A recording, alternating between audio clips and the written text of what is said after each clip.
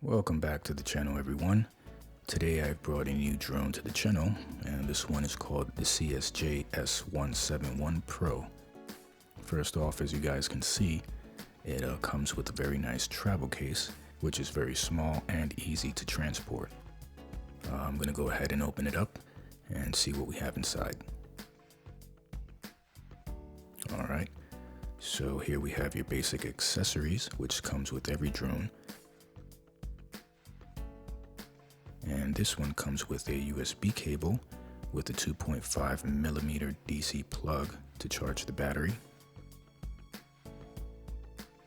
A miniature Phillips head screwdriver, which would be used to unscrew the battery cover on the controller. And it also comes with some prop guards to protect the propellers from damaging. Comes with 4 of them. And it also comes with 2 propeller replacements. It's always great to have a set of spare props. Inside here we have the manual, and I recommend that you familiarize yourself with all of the functions in the manual before operating any drone that you buy. Very important. This is the user guide for the drone's app, and here is a QR code for you to scan and find the app for Android or iOS. Here you have the phone mount, which is pretty cool to have an FPV feed on a small quad like this. And it attaches to the controller, which I'll demonstrate in a bit. Now here we have the drone itself, the S171 Pro, as they call it. As you can see right away, it's a very small drone that fits right in the palm of your hand, and it looks very nice. It has a camera that films video at a resolution of 720p. The camera can also be tilted up and down manually. Now it would have been cool to have a servo on the camera to adjust the tilt electronically via the remote, but that would be asking too much for this price. On the bottom we have what looks like an optical flow lens, but it's really just for looks, although it does have an air pressure sensor inside for altitude hold. I have to say though, it's a cool looking miniature drone.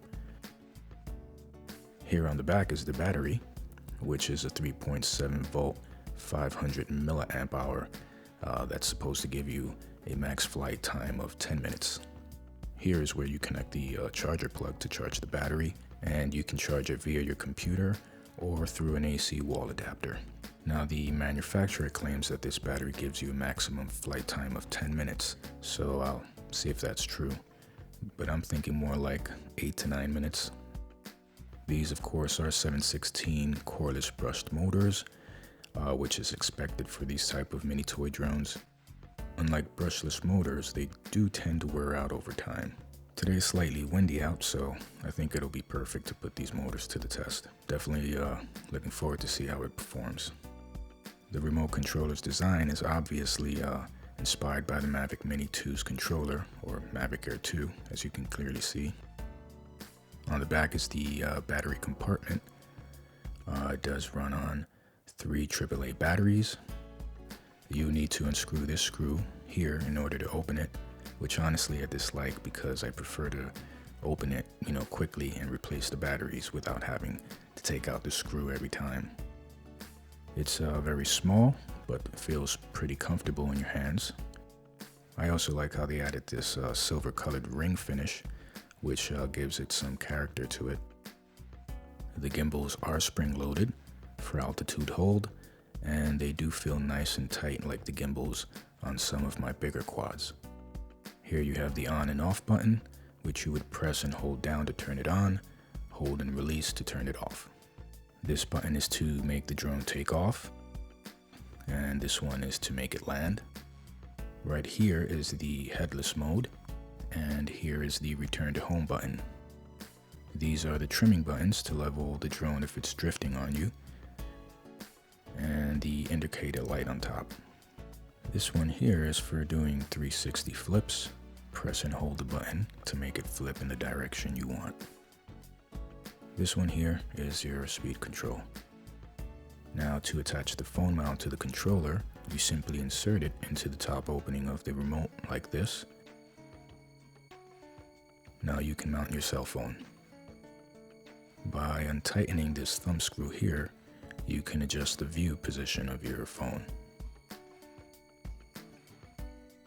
Then you just tighten it again like so. To mount your phone, you untighten the thumb screw on the back. This will allow you to adjust it to the exact width of your phone. And again, you simply tighten up the screw to keep it in place.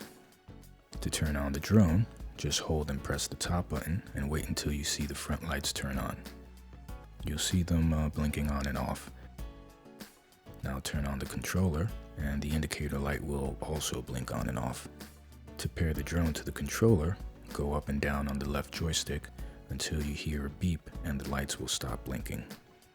To calibrate the gyros, direct both joysticks outwards like this till you see the indicator lights stop flashing.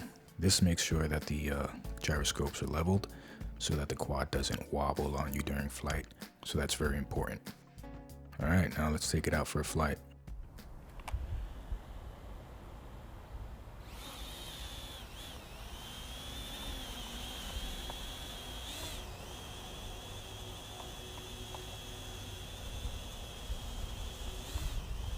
It's pretty steady. As you can see, the wind is hitting it a little bit, but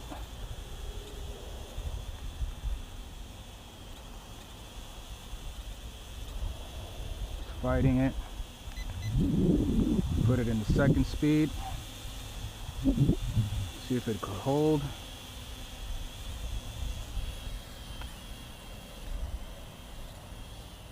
Oh boy, you're not getting away from me.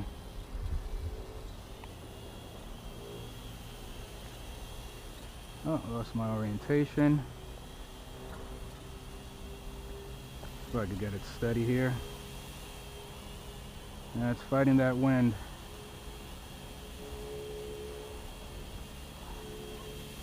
You see?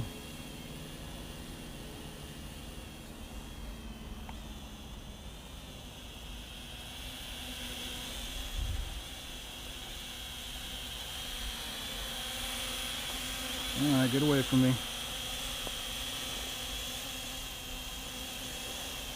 Let's do a flip.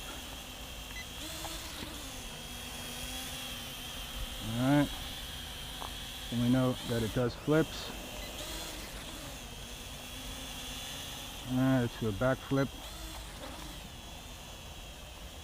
Alright, seems like it's holding a little bit steady. Not bad for a little $30 quad, I'd say.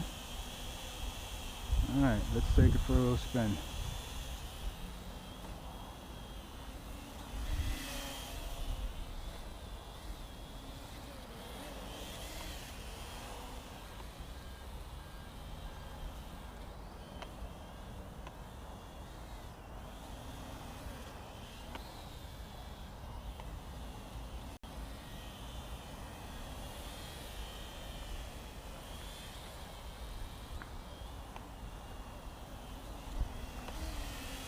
Little zipper, huh?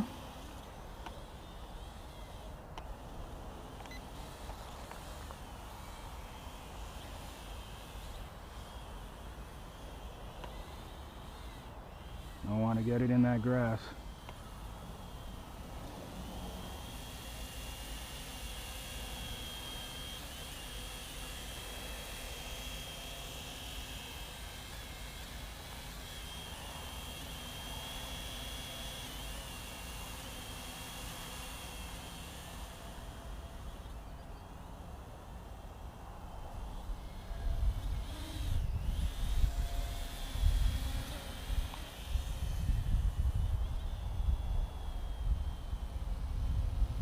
Seems like it's losing juice. It's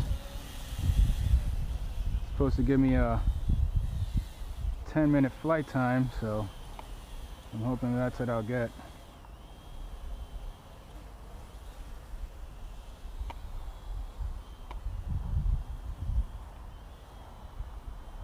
And I want to lose it. Ooh. Alright. Gonna go ahead and land it. Come on.